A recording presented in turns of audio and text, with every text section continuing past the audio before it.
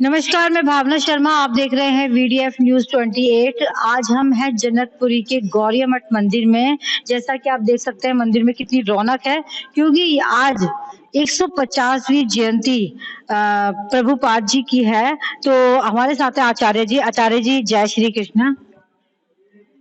जय श्री कृष्ण। तो आचार्य जी, आज जो जयंती मनाई है, इतना भव्य समारोह है, तो इस पे आप अपने विचार हमारे दर्शकों को बताइए। हाँ बिल्कुल, देखिए 150 साल पहले दिव्य महापुरुष का जन्म हुआ, जिनका नाम है भक्ति सिद्धांत सरस्वती प्रभुपाद। वे बहुत ही बुद्धिमान थे और विशेष करके साइंस में और ये एस्ट्रोनॉमी में उनकी बड़ी प्रवेश था, पकड़ भी था बहुत अच्छे से। और धीरे धीरे जो उनके पिताजी थे वे भी बहुत बड़े महापुरुष थे, चैतन्य महाप्रभु जी की इसी फिर धारा में। उनका नाम था भक्तिविनोद ठाकुर।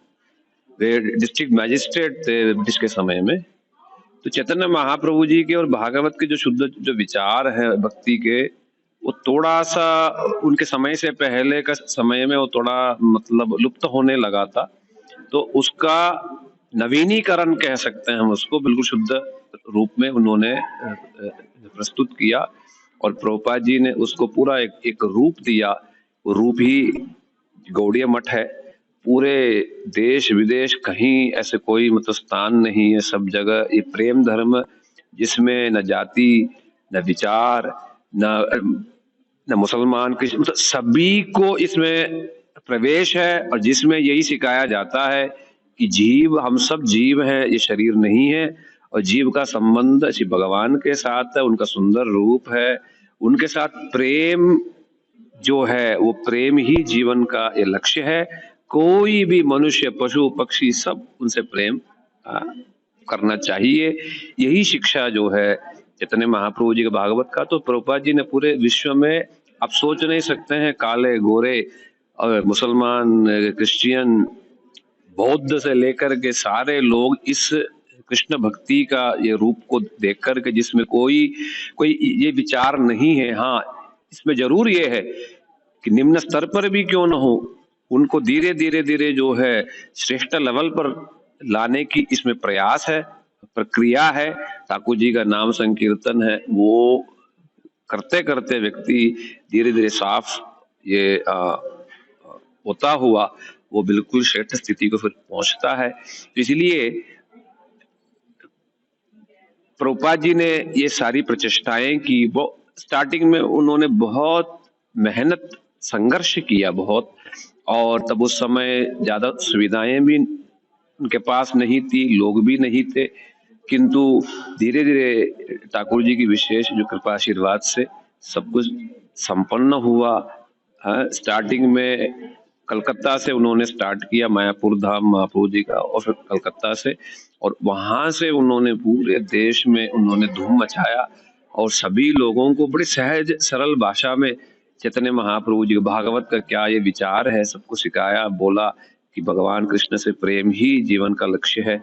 और ब्रिटिश के जो शासन के जो समय में यहाँ के प्रचारकों को जो है उन्होंने विदेश भेजा, जबकि बहुत विरोध भी था कि ये कैसे जा सकते हैं इत्यादि इत्यादि। तब उस समय जो है वे लोग वहां पर गए, ब्रिटेन में जाकर के वहां के राजा से सब लोगों से मिले।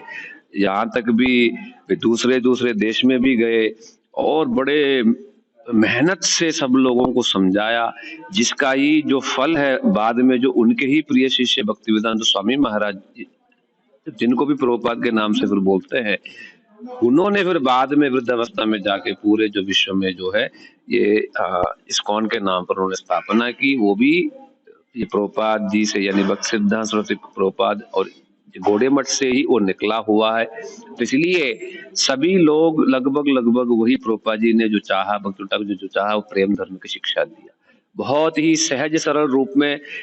मतलब सोच नहीं सकते हैं, वे एक समय में मतलब पाक्षिक, मासिक, दैनिक विभिन्न प्रकार की पत्रिकाएं छपती थी, डेली न्यूज़पेपर भी जो है जिसमें केवल जो परमार्थिक शिक्षाएं हैं वो शिक्षा मूलक वो पेपर भी छपता था। तो इस प्रकार से जो है बहुत विपुल रूप में उन्होंने इस वाणी का, ये प्रेम धर्म का उन्होंने प्रचार प्रसार की। बहुत ग्रंथों को भी उन्होंने फिर प्रकाशित किया। जब तक वो प्रकाशन ज्यादा जो प्रचलन में नहीं था, धीरे धीरे वो पकड़ रहा था फिर उस समय तो, तो लोग भी फिर लेने लगे। और उसके बाद जो है बहुत सारे योग्य योग्य जो बच्चे लोगों को उन्होंने प्रस्तुत किया। प्रभुपाद जी से मिलने के लिए नेताजी सुभाष चंद्र बोस भी मिलने गए, और जो मदन मोहन जो मालवीय जी जो है जो BHU के जो स्थापना किया जिन्होंने, वे भी गए और प्रभुपाद जी के जो विचारधारा से बड़े वे लोग प्रभावित हुए। और श्री रविंद्रनाथ टैगोर के साथ भी इनका संपर्क था, और भक्तिनाथ ठाकुर जी का तो बचपन से वो सब लोग मतलब दोस्त थे।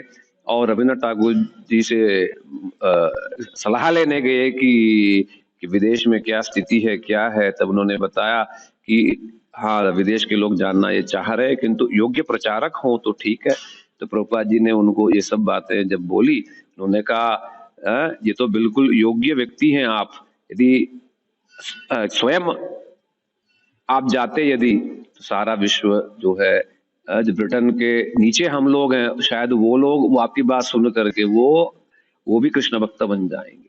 इस प्रकार से बड़ा इनका प्रभाव रहा, बड़ी इनकी चरित्र भी बिल्कुल एकदम साफ सुथरा, और सबको उन्होंने शुद्ध भक्ति की इन्होंने शिक्षा दी। इसलिए वो तिथि मना रहे हैं आज।